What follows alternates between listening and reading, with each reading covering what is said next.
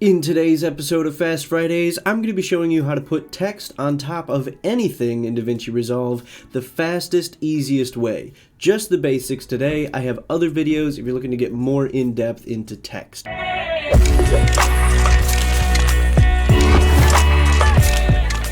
Today's short video is going to just use this here solid color black that I got out of my effects library toolbox generators solid color, which just so happens to live right next door to the easiest way to add text inside of Davinci Resolve. So over here in our toolbox that we get from our effects library, we're going to go ahead and open up titles. Now we're going to drag this text out over top of our clip. We're just going to set it out there, and now we see that it says title. All you need to do to change what that says is come up here into your inspector. If it's not open, in the top right, go ahead and click inspector. Then we'll click in this rich text box here, and we will go ahead and just type text. It's that easy. You can move it around with these controls a little bit down below here. Position X, position Y, and zoom X and zoom Y.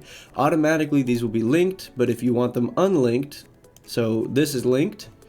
Unlinked is when you can move them individually. So you can squish it out, make it taller, make it shorter, all that kind of stuff. To reset any of these, just double click on the words. So we can move that way over there. We double click on the word position here and it will reset it. Our font is up here right underneath where we type our text in, as well as the font face.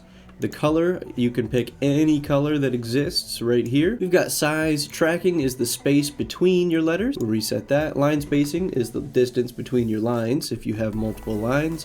Font style, you can underline it, you can put one above it. I don't remember what any of these are called. You can put in superscript, you can put in a subscript, you can put in this one with a slash through it. You know, you get the idea. You can set your anchor point to be in any of these positions right here. So you pick two, you have a horizontal and a vertical anchor point. And the easiest way to show you what that does is right here in middle and middle. If we rotate around the dead center of that text. But if we put it on bottom and left, if you watch now, we are rotating from that bottom left corner of the text. Drop shadow, you can offset. You won't be able to see it on this black background. Let's change this real quick for you.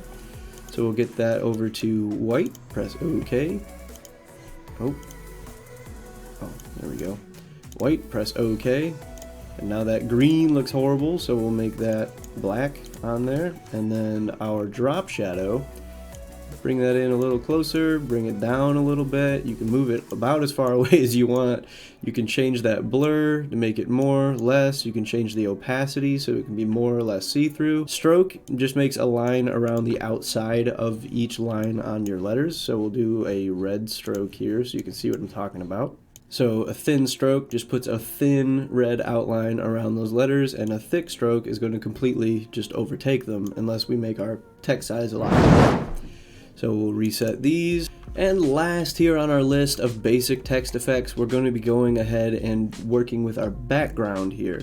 And what this does is, you will see once I change this height, it makes a little box around your text to help it pop off of the background, and it can have an outline. So you can really do a fair amount with this, but it always is going to look a little bit like a high school project-y. So I would normally, unless you have a specific reason, tend to go easy on the background.